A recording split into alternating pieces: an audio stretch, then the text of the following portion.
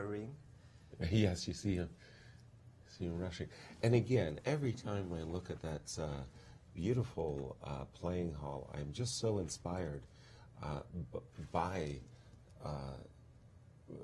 such a venue. I mean, you just don't see such magnificent venues in the world of chess. One of the best I've ever seen. And the clocks have indeed been started.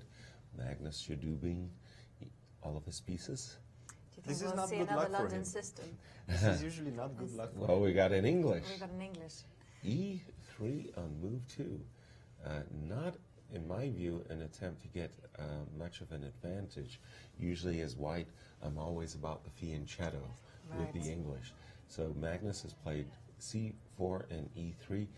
And in this particular variation, I'm partial to the bishop. Whoa! Whoa. Well, Bishop that's a B4. collective Gasp. gasp of surprise. And why? Why? Well, it's very unconventional. It's just unexpected. I was expecting some D4 business. Stake the claim in the center, but instead we see G4, G5. Wow. Okay. But what I see from Magnus is he's switching his styles all the time. He started off against Vichy Anand. He played a very mellow game, and right now he's playing extremely aggressive chess. This is quite interesting to see from the world champion. Well, we've just seen the move bishop takes c3, but now, check this out. G5 takes f6, leaving the bishop on c3 under attack by both pawns. Bishop drops back.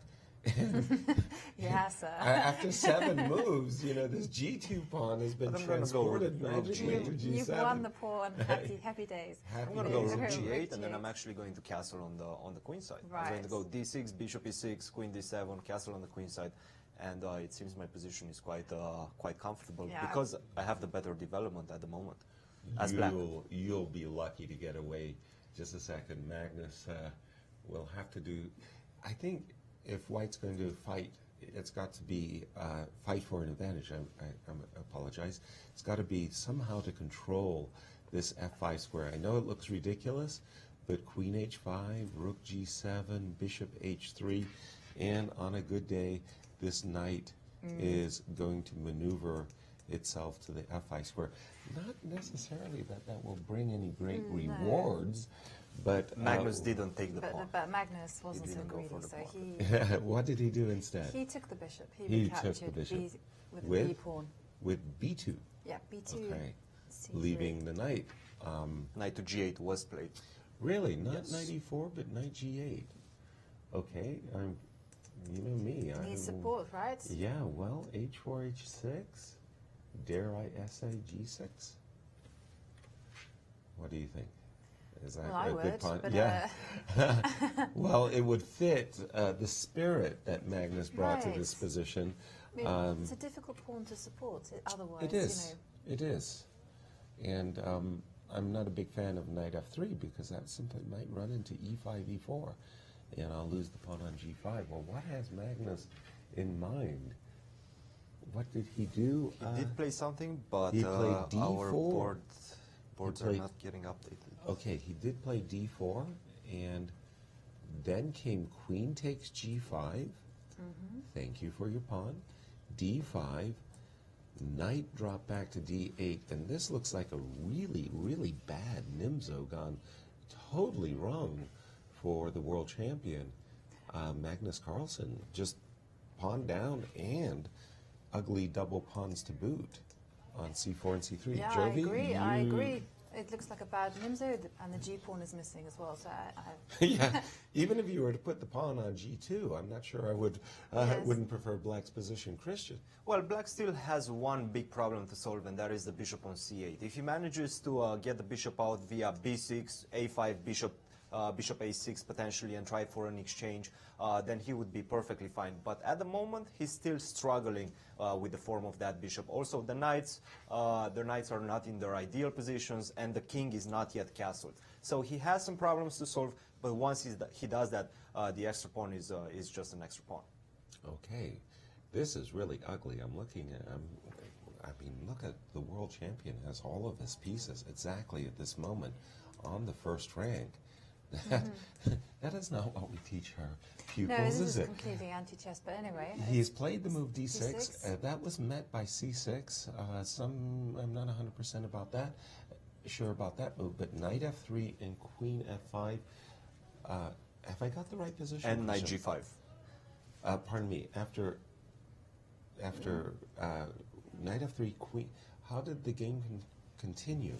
Knight f3, queen f5, rook g1, knight e6, Rook G1. defending the pawn on g7, e4 was played, another pawn sacrificed by the world champion, queen takes e4, bishop e3, queen f5, knight g5, and this is the position we have currently on the board.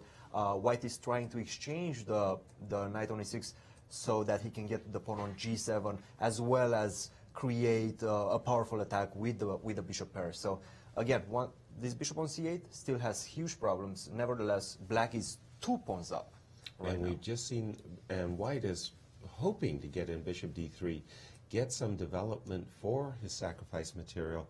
Knight f4 was, wow, confounding move. You're supposed to be developing your pieces that are undeveloped. I was expecting knight f6. Wow. We've seen a capture on f4, and this has got to be one of the strangest blitz games I can ever recall seeing. Rook g4, the queen. Queen goes to f6. And, well, okay, I'm stupefied. This I'm okay. What to make of this, Christian? I'm speechless. Once again, the Frenchman with 3 names, so he's grabbing the material, Yes. and he's grabbing the material, and the world champion is 2 pawns down. So if he doesn't prove his compensation in the next couple of moves, then he's definitely going to be in trouble. But once again, he still has that wedge pawn, I think you call it, on Yes. d6. Yes, the wedgie. Very, very powerful pawn who could be potentially supported by the move c5 and blocking the bishop on c8. That's key to the position. Also, the knight on g8 is not yet developed. He could potentially go knight f6, but I think after knight f6, Magnus's plan is to go rook takes g7. Okay. Let's go over to Leuven and Maurice Ashley. Yeah. Maurice. In another matchup, Leuven Aronian and Jan Nepomniachtchi, this position, black is doing okay, just needs to develop his bishop. Instead, he played the move rook to b8, and instantly Leuven saw the problem, g4, and now this queen cannot leave because of this pawn on e5. There's no way to protect. You play queen takes, then simply queen takes on e5 with check, picking off the rook, so g4 is simply a winning move. You could throw in something like knight f4 so you can get the queen, but that's just obviously a piece, so black is completely busted, so Leuven should win this game. And I'm still mystified by what the world champion is doing in this game. I mean, he came into the round with a lead. You kind of expected him to play his slow, grinding chess. But this move, g4, threw his back, and he had to follow it up with a second pawn sacrifice to maintain his initiative. And MVL is now saying, look, I'm 2 pawns up. I'm trying to trade pieces, and with the move knight f6. Rook takes d7 was played. Rook takes g7. Wow. Oh my goodness! Rook takes g7.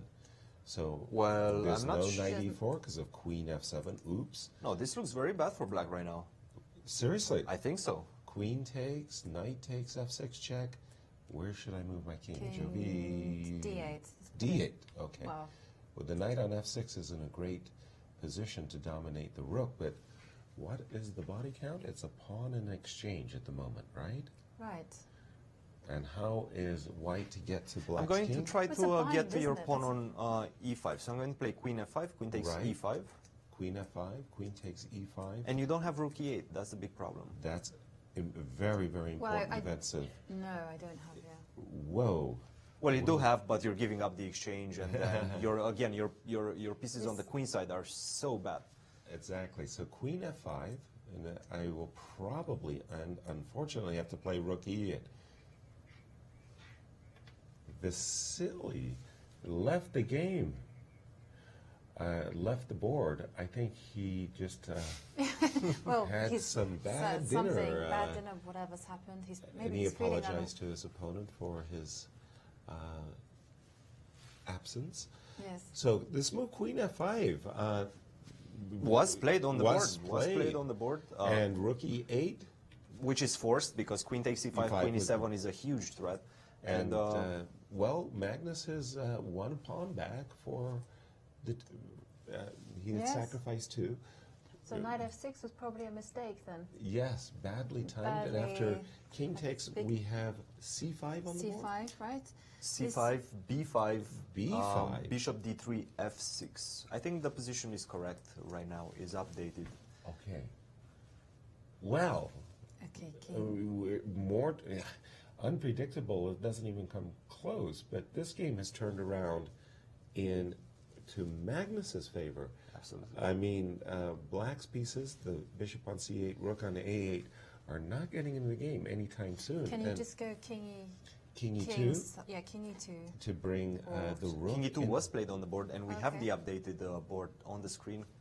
King e2, king f7 was played, and I believe perhaps maybe an idea to bring the rook on the third rank, h4, rook h1, rook h3, rook Nice. g3.